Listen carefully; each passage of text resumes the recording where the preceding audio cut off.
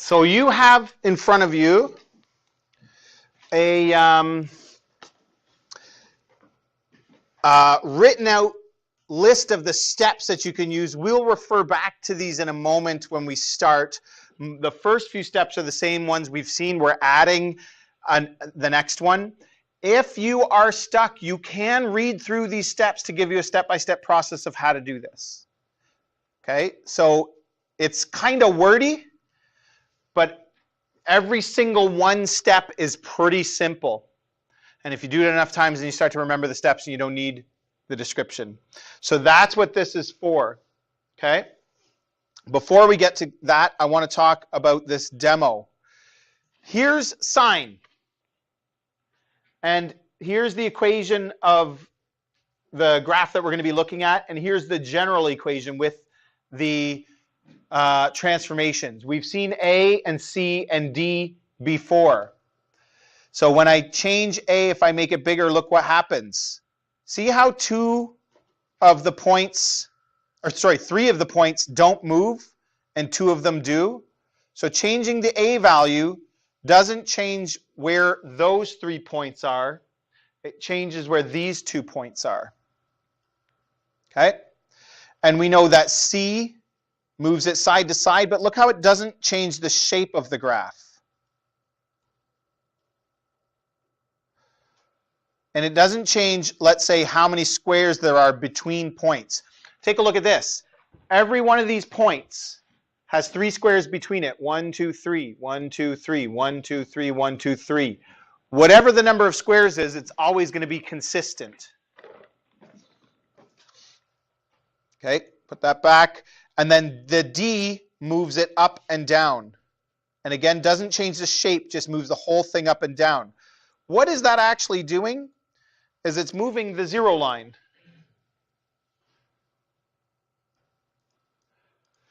So now I've increased the amplitude. I've doubled it. The amplitude is this distance from the zero line to the max and the zero line to the min. Now if I change the D value, in other words, change the zero line, watch what happens. Look at how the amplitude doesn't change and the distance between the zero line and that point doesn't change. But where these points are does. And the distance I travel vertically from this point up to this point is the amplitude.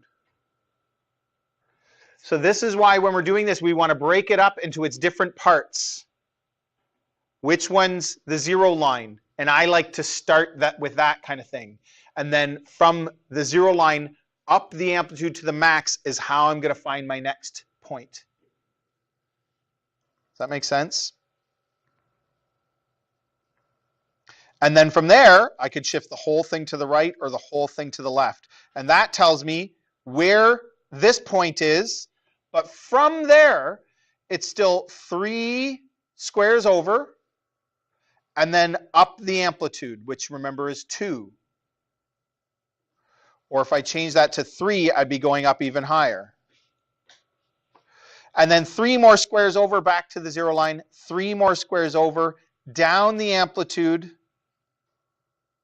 So I'm not going from the x-axis down anymore. I'm going from the zero line always. And then back there. What if I do it with cosine? Cosine's the same except it starts at the maximum. So from the zero line up is where I start. So again, if I increase that, or let's just increase that. So instead of starting at 1, I start at 3. Then I go to the zero line. Then I go to the minimum, zero line maximum. And again, if I move that whole thing down, my amplitude is 3, but my maximum is 2. Because I go down 1, and from there I go up the amplitude. So from -1 up 3 takes me to 2. And I could move that whole thing over side to side if I wanted to. And then some people were asking today, what if I had a negative A value? What if it was -2? Do I start at the minimum? You sure do. Because it reflects it. But then what if you have a shift down as well? So that's why it's helpful to find your minimum first. Because people will think you usually start at 1, instead you'll start at 2, instead you'll start at -2, but I'm actually starting at -3.5 because I've also shifted down. So there's a few pieces of the puzzle that have to come together before you find that starting piece. But again, we will very much formalize all of this process today, and you can follow the step-by-step process that I'll lay out to find these points. Don't get overwhelmed. It looks tricky at first. It takes a few days. It clicks. And if you turn it into a step-by-step process, it's not so bad. Now, there's one more kind of transformation, and it's a kind that you've never seen before, although I wonder if some of you have wondered about it. You know how we can have vertical shifts and horizontal shifts? Sorry, horizontal shifts. Vertical and horizontal. And we can have vertical stretches. So what's missing? Diagonal would be a combination of two shifts. And you would do a diagonal. A horizontal stretch, is that possible? Noor thinks yes. Well, we have a fourth value here. It's k. You might see it in there. And watch what happens if I change k. What did it change? Which of the properties we're talking about as we're graphing was changed there? There's a couple of different answers you could give to this. It moved the points on the zero line. That's right. Good. That's not even what I was thinking, but that's good. What else? It changed the space between the points. It was 3 squares. Now it's 6. It changed the distance between the squares. So if I want to stretch this thing, all I have to do is calculate how many squares. It's always been 3 up until now. If I can just figure out how many squares to get to the next point, remember what I said, it's always the same. So it's 6, 6, 6, 6. It's always going to be 6 squares. What fundamental property of a periodic graph does that change? Does anybody know that question? Or was that too wordy? So remember the properties of the periodic function that we talked about on the first day. And there were 2 or sort of 3 that I said were like the real super important ones that define these functions. Which one of those properties changed? I'm going to drag this back and forth. What's changing about that?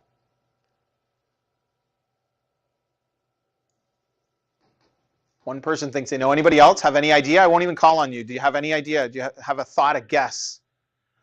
Huh? What do you think? It has to do with the x values.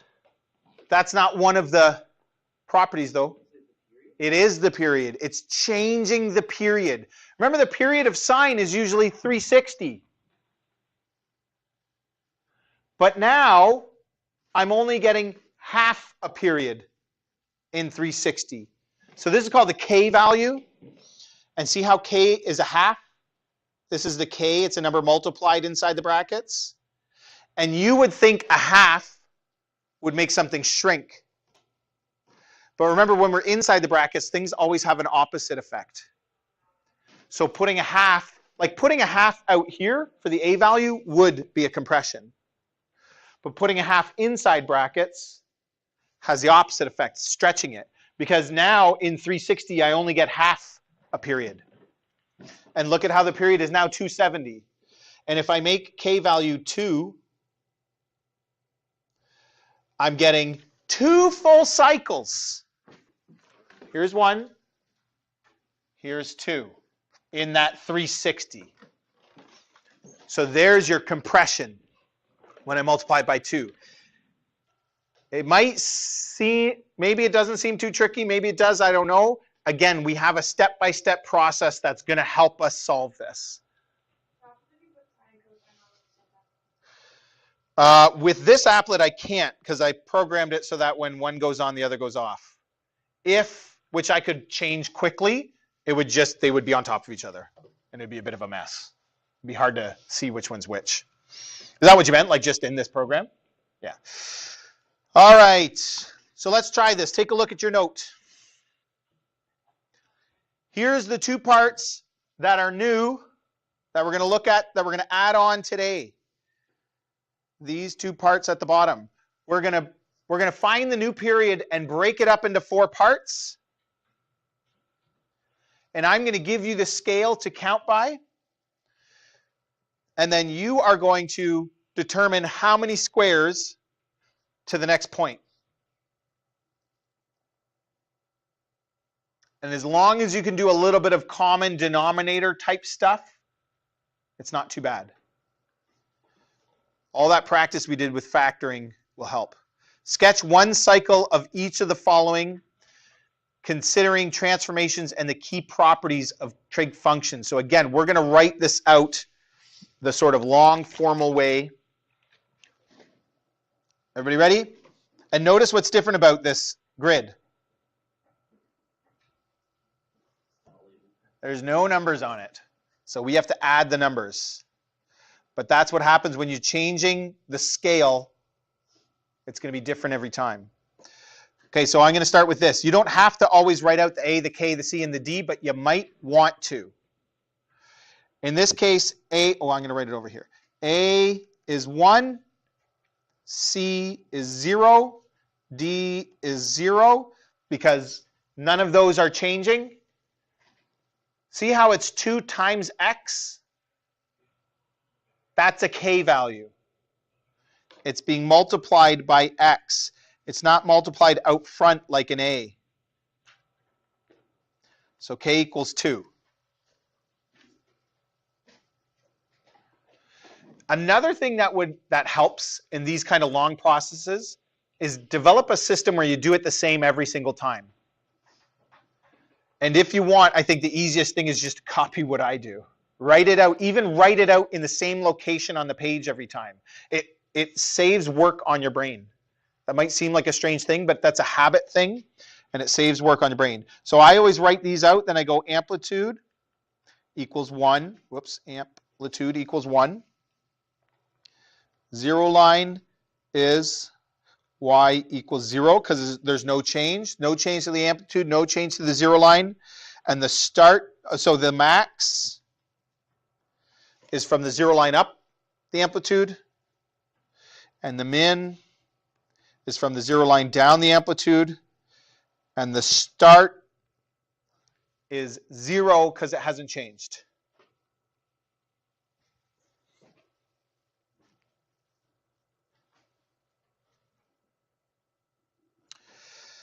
Now, K equals 2. What do I do with this? This is a formula that you need to remember.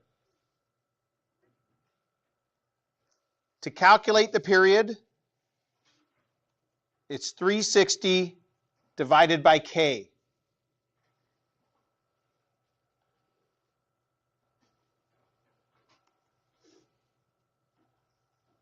This is like a formula. It's a little formula. So in this case, that's 360 divided by 2, which is 180 degrees. What does that mean? That 1 cycle is going to be 180 degrees long. Very good. And well said, too. 1 cycle is 180. Usually it's 360. So I'm taking a cycle. Picture in your mind a sine curve. For you, it would go like this, I guess, right? It's backwards. I'm taking that whole thing and I'm squeezing it into 180. This is a horizontal compression, as we just talked about, but you can see it. Whoops, compression. You can see it if you visualize, and you can see it in the numbers. Instead of a period being 360 degrees long, a period is only 180. So the same graph happens in a shorter space. Okay, now this says, so we found the period. That was our first step. Second step, break our period up into 4 equal parts. So I do 180 divided by 4. On my calculator, oh, it's not going to pop up.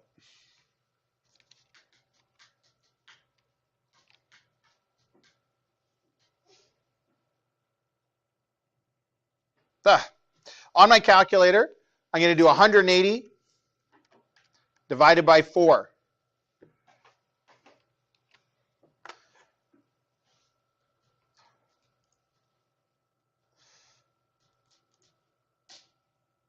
Well, it doesn't want to show. It's too bad. And it's 45.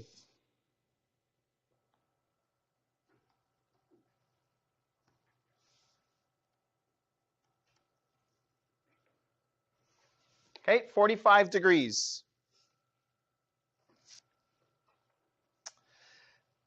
If my scale is 3 squares equals 45, this is where my next point happens. I'm going to write this down. Therefore, the next point happens is in 45 degrees, which is how many squares? In this scale that I've already given you, how many squares is 45? 3 squares, which is what we've done in the past, 3 squares, but our scale this time will be different from the other times. Yesterday, 3 squares was 90. Today, 3 squares is 45. So it's going to be different. This is the key thing right here. Figuring out how many squares to your next point. If you can do that, you're golden. So let's go ahead and label our graph.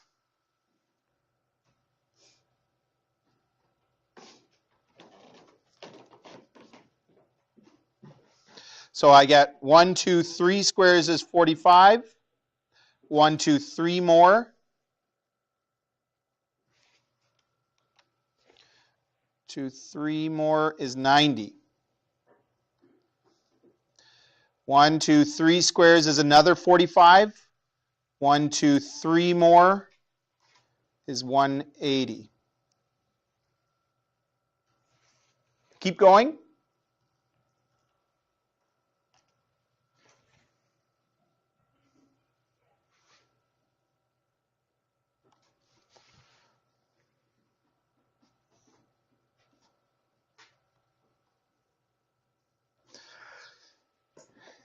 My rule of thumb is you only have to go as far as your graph goes. So our graph is only going to 180, so that's as far as you would have to go. But I'm going to go a little bit further just this, well, for a couple times today, because I want to show also the original graph. The original graph, oh, and it says the y-axis, 4 squares equals 1. That's a little bit different from we've been doing as well. So 1, 2, 3, 4 to 1. And down 1, 2, 3, 4 to negative 1. So here's what sine usually looks like. This is sine, right? Yep, sine. This is what sine usually looks like. Over to 90, up to 1. Over to 180, back to the 0 line. Over to 270 to the minimum. And then to 360 back to the 0 line.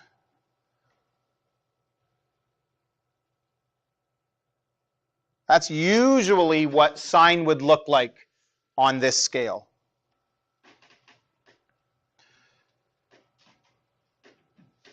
Sine starts on the 0 line, which is 0, and this one starts at 0.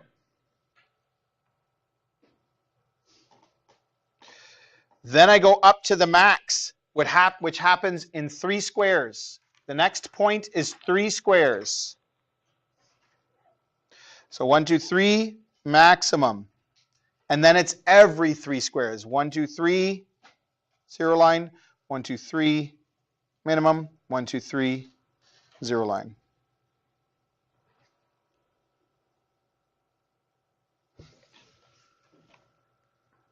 And if I compare it to the original graph, I can see how I've taken it and I've compressed it.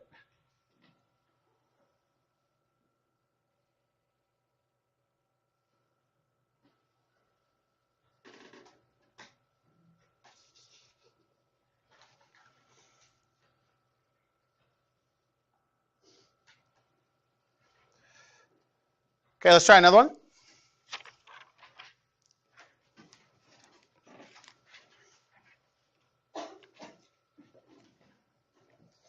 So again, this one doesn't have any other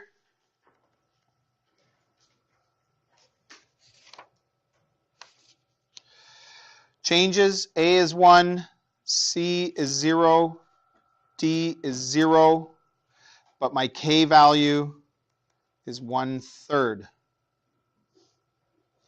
So my amplitude is still 1. My 0 line is still y equals 0. That means my max is 1, my min is 1, and my start is 0.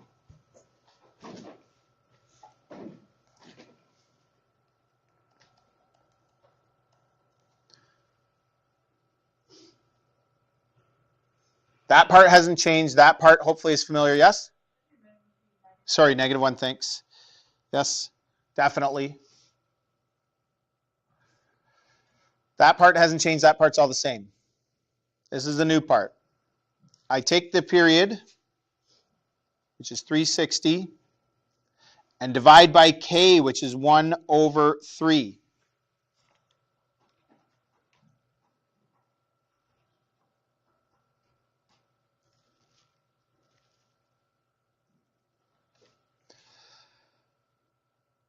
If I do that on my calculator, 360 divided by 1/3, I get 1080. So my new period is 1080. Divide that into 4 parts.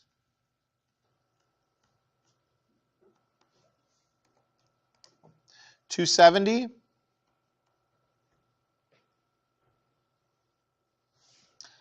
So we have a new point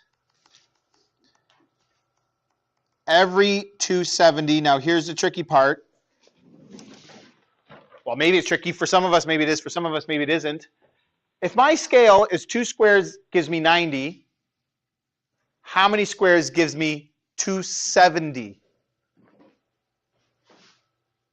Think about this for yourself, because everybody's got to be able to do this themselves. If you're not sure how to do it, because I'm basically sure everybody is able to do this, if you think about it, without me even telling you how to do it. But I'll still tell you anyway.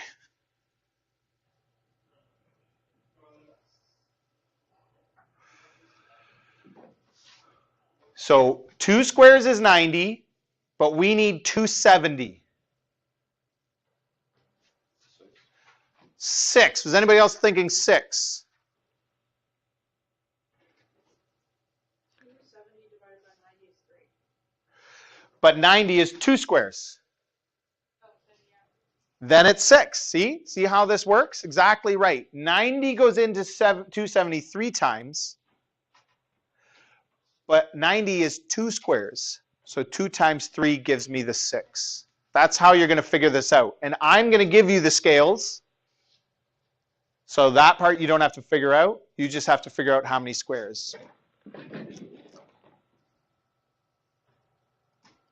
So 6 squares, which is going to take up a lot of our page.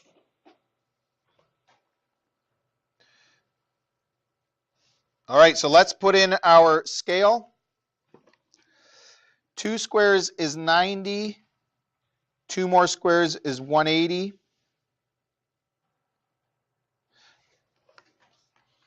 And I can go 90 plus 90 is 180. Plus another 90 is 270. And then just start hitting equals. So the next one is 360. And I'm labeling every other just because. The next one's 450. The next one's 540. The next one's 630. The next one's 720. 810. 900. Uh-oh, we're getting to the edge of the grid. And it's perfect 1080.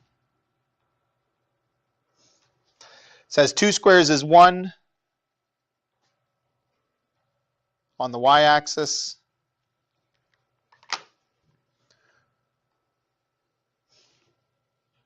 So there you have it. There's our scale. Again, sine usually goes like this.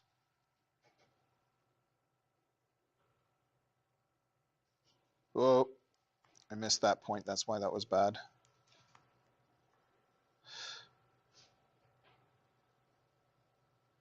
That's our normal sine curve. If you want to just watch, that's good. This is, oh, we're doing cosine, not sine. Jeez. So cosine usually goes like this.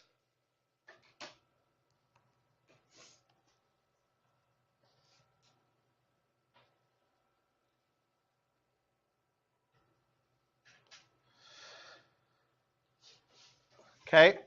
My first period starts at the maximum, which is 1. And the start is 0.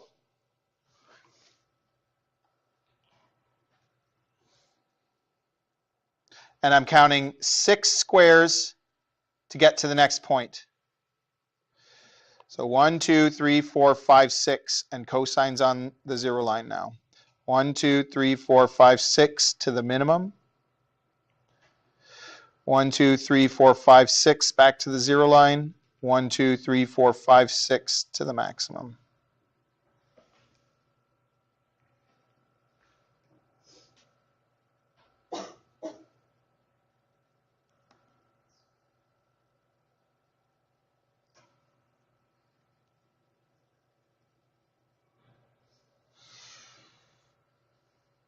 Big stretch, because my K value was 1/3. So by the time I get to 360, I've only done 1/3 of the graph.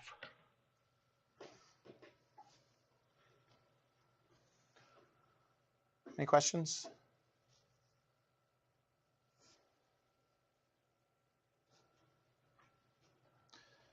Okay.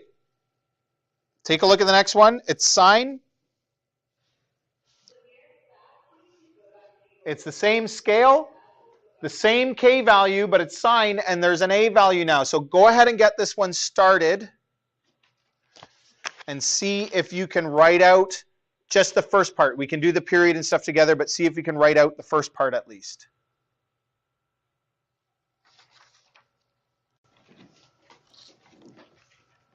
All right, I'm going to catch up a little bit here. So my A value is -2. My K is 1/3.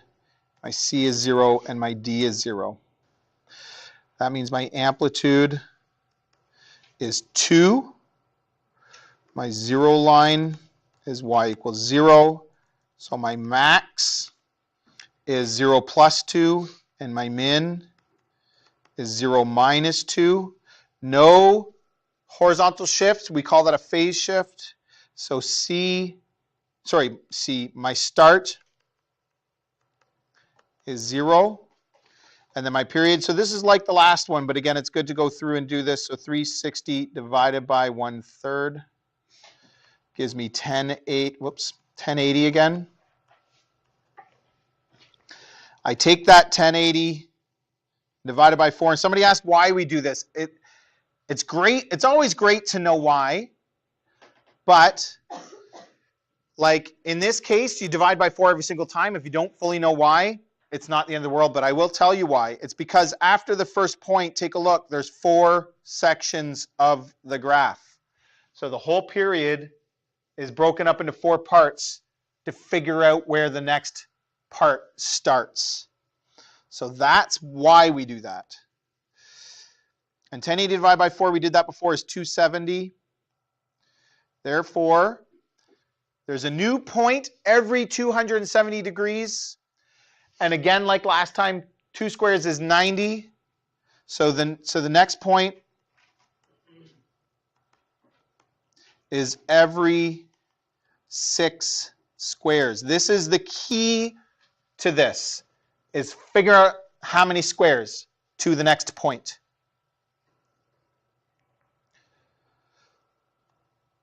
Let me see if this works this time. Ah, there we go.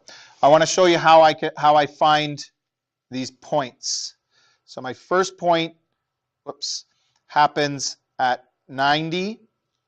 So I go 90 plus, so 2 squares is 90. That's what I was given.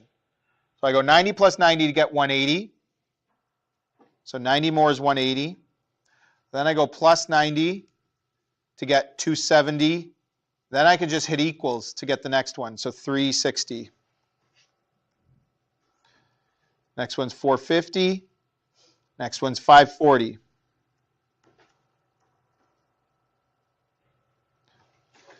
$630, $720.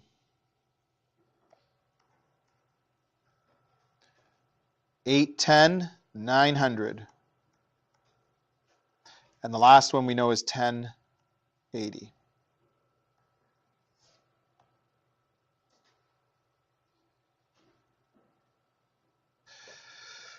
All right. This is sine. Sine starts on the 0 line. My start is 0. My 0 line is y equals 0, so I'm going to put a point there. Typically, sine does this.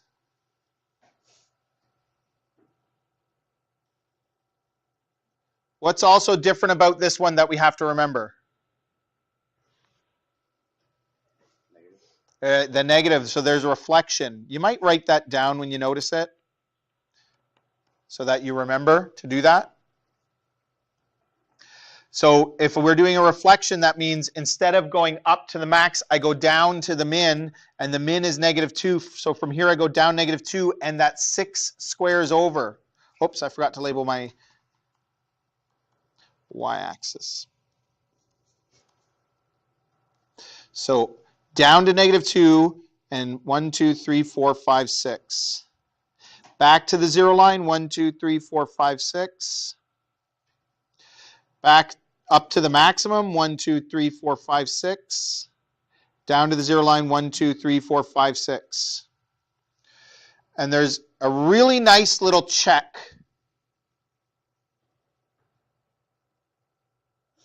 Ooh, that wasn't a very good curve, sorry. There's a really nice little check that you can do. If I start at 0, and my period is 180, where should I be ending? Yeah, 0 plus 180, the period, sorry, 1080, is 1080. Is that where we stopped? Sure is. So if you want to check your work, there's your check. We're going to do one more on your second page. This one's a little bit trickier because it's got everything.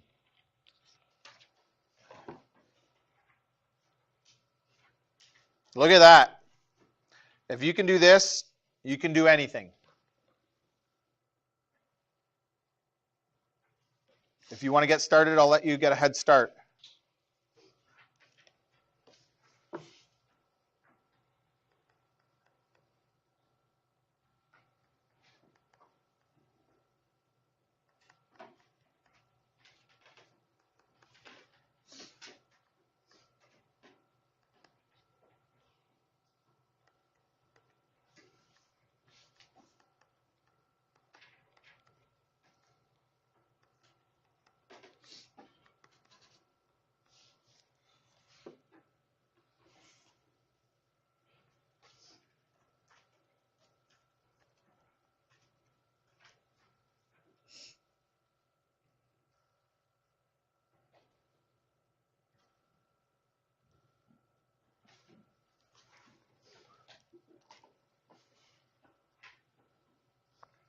If you want to take a look, make sure you're getting this right. Look at my A, K, C, and D. My A is a half.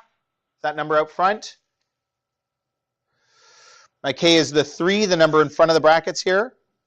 My C is -30 because it's got a different sign. So this plus 30 means a shift left 30. And my D is -1. That means my amplitude is a half or 0.5. And my 0 line is y equals -1 because I'm shifting down 1. My maximum is the 0 line up. So if I'm at -1 and I go up 0.5, I'm at -0.5. And then my minimum is down. So if I'm at -1 and I go down 1.5, I'm at -1.5. My start is the C value, negative 30.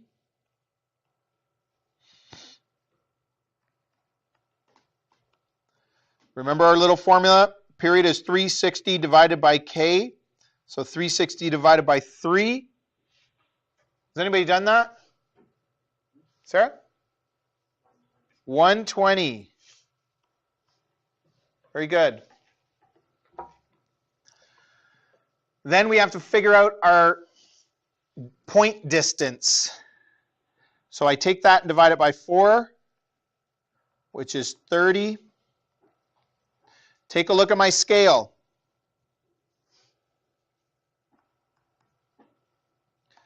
My next point is every... I want everybody to think about this. Stop, put your pencil down and think about it. This one's kind of easy, but again, it's a good first step. If my next point is every 30 degrees, and then my scale is 2 squares equals 30 degrees, how many squares am I counting to get to each next point? Eunice? 2 squares. So this one lines up nicely that way. What if 2 squares was 15? To get to 30, I'd have to go 4 squares.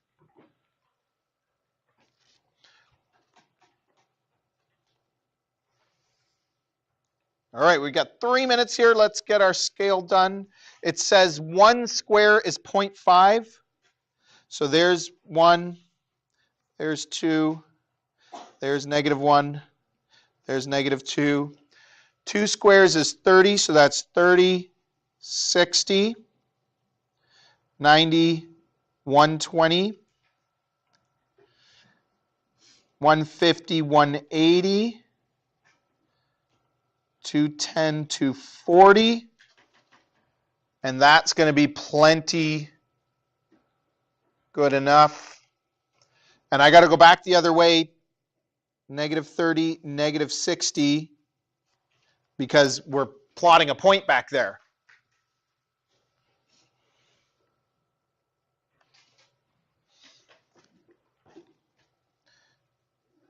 If you want to watch, that sounds good to me. This is cosine, no reflection. Starts at the maximum. My maximum is -0.5, and I'm starting it at -30. -0.5 is the maximum value, and I'm starting at -30. So -30 is here, and -0.5 is there. Then I go down to the 0 line, which is y equals -1, and that's in 2 squares. So this one's going to be really scrunched and small. Down to the 0 line and 2 squares. Down to the minimum, which is -1.5. Every 2 squares. Up to the 0 line, 2 more squares, back up to the max.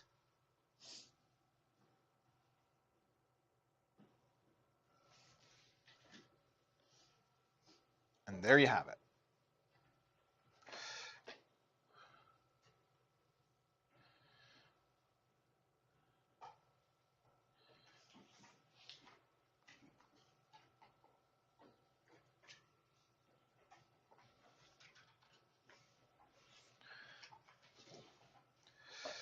What would the regular graph of this have looked like?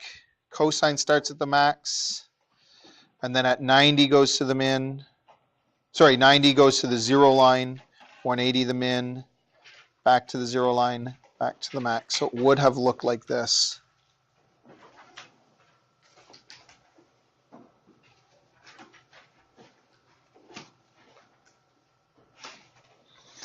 So this one was shifted over, shifted down,